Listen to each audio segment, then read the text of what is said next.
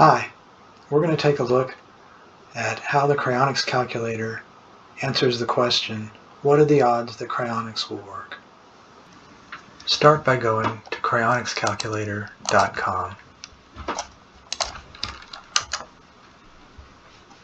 On the right is a quick look link. This is where most viewers will want to go.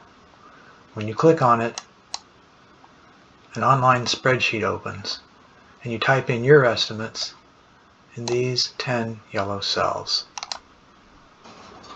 Current age, 62. Age to deanimate, that is, the age when you will be declared dead. I think I'll be good to 90. That's already there. Life extension. Instead of cryonics, you may live indefinitely through life extension therapies. Radical new therapies in the coming few years may enable you to stop and reverse aging. Here you input the odds of this happening in your lifetime. I'm afraid I will miss this boat, and so I'll type in only 10%. This next one is the odds of being quickly destroyed. This entry is for bad things that happen from the short time when you die to when you're frozen. This includes having an autopsy that destroys too much brain information, or a prolonged time between dying and being discovered so that your brain deteriorates too much while still warm. Or perhaps you feel the current freezing procedures are likely to destroy too much brain information. My feeling is that the brain structure information is pretty robust and can be inferred by future technology, even if you're not frozen for a few hours. I plan to be near my cryonics facility when I'm declared dead, so I'll give this disaster only a 5% chance. This input is the odds that you will be damaged beyond repair right from the beginning. The next few cells are various fatal disasters. Here we've got natural disasters. Input the odds of something like an earthquake or fire destroying the patient in the next 20 years. The program applies those odds for every 20-year segment marching into the future. The next one is storage failure, such as your storage container fails, such as by leaking, human error to refill, sabotage, or other storage mishaps. This next one would be a financial failure, where your cryonics company goes bankrupt and you're thawed. The next is regulatory interference. You're thawed by government order, such as if the coroner requires the body to be exhumed, or if cryonics is deemed illegal. And then finally we've got other. This is for unknown threats or other miscellaneous threats that you may want to account for. The last input you provide is the years until medical science can revive frozen patients.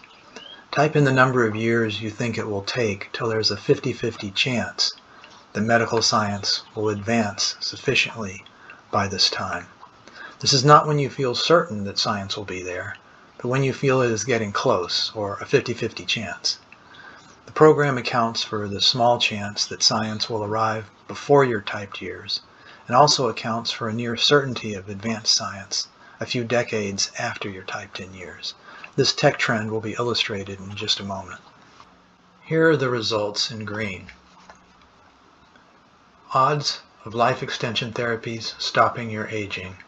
This is just an echo of the number you typed in above. There's a 10% chance, in my case, that a life extension therapy will stop my aging and I won't need cryonics. Next, the odds of being revived if you do get frozen. This is typically what we mean when we ask, what are the odds that cryonics will work? For me, there's a 53% chance that cryonics will work if needed.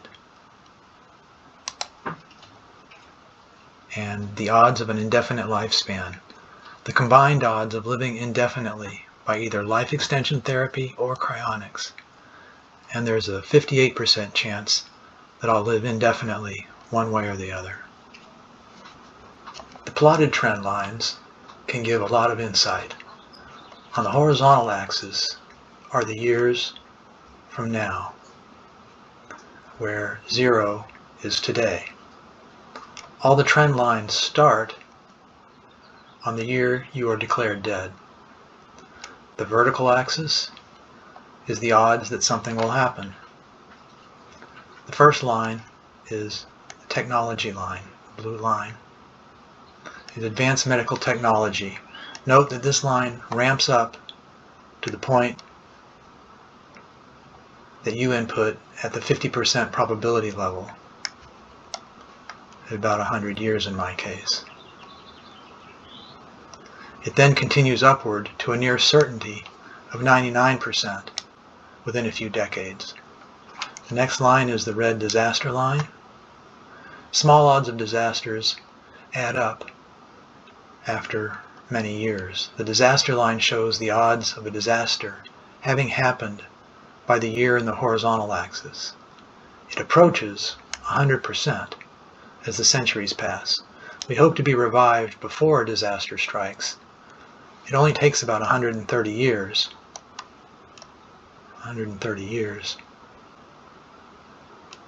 before the odds are greater than 50-50 that some kind of a disaster has already occurred. Still frozen is the green line. It starts out high, but not quite 100% because of it's shy of 100% because of the input where the freezing process fails due to autopsy or other reasons. As the years pass, you're either revived, destroyed, or still frozen. So this still frozen line shows the odds of neither revival nor disaster having happened yet. You remain in suspended animation. When this line passes below 50%, your journey is probably over, either by disaster or reanimation. Usually this point is not too far in the future, emphasizing that being able to wait in suspension for many centuries is unlikely to work. The next line is reanimated in the last 20. That means the last 20 years. Each data point is a 20-year interval. This line shows the odds of being revived in the 20-year span just prior to the year in the horizontal axis. This line peaks when the various effects conspire to give the best chance of revival in that time period. No particular 20-year span has a very high chance of revival, but the data points on this line add up to give a larger and larger chance of revival over the centuries. And the final line, reanimated.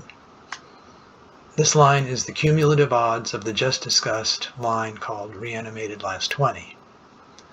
It levels out at the final odds of a successful reanimation. In my case, it levels out at 53%, which is the second green result above. A note to those with some probability education. The mathematics assumes that disasters are independent of each other, so you should not think that the odds of a fire are greater in an earthquake area. You need to keep the fire and the earthquake independent. So do think, what are the odds of a fire not caused by any other disaster? This is a fine point, so forget it if you're not concerned. The advanced link on the main page, over here on the right, the advanced link, takes you to a website with more customizable spreadsheet. The advanced sheet allows you to overwrite the assumptions made in the quick look sheet. On the advanced sheet, you can customize several inputs such as financial failure, which has been assumed to repeat the same fixed odds every 20 years. And you can customize the timeline for advanced medical technology, which has been assumed to ramp up to and beyond the single 50-50 data point that you typed in. The advanced spreadsheet allows you to tailor these items over the years as you prefer. The simpler quick look sheet is most useful for most people. The last link, probability derivations, presents the detailed derivations used in the spreadsheets we just reviewed. The derivations were thoroughly reviewed and confirmed by Zihui Liu, a Duke University math major and Stanford postgraduate student. Besides the specific cryonics trends just demonstrated on the spreadsheet, the strength of the website is that you can quickly put in your own estimates and see how things play out. Give it a try and good luck.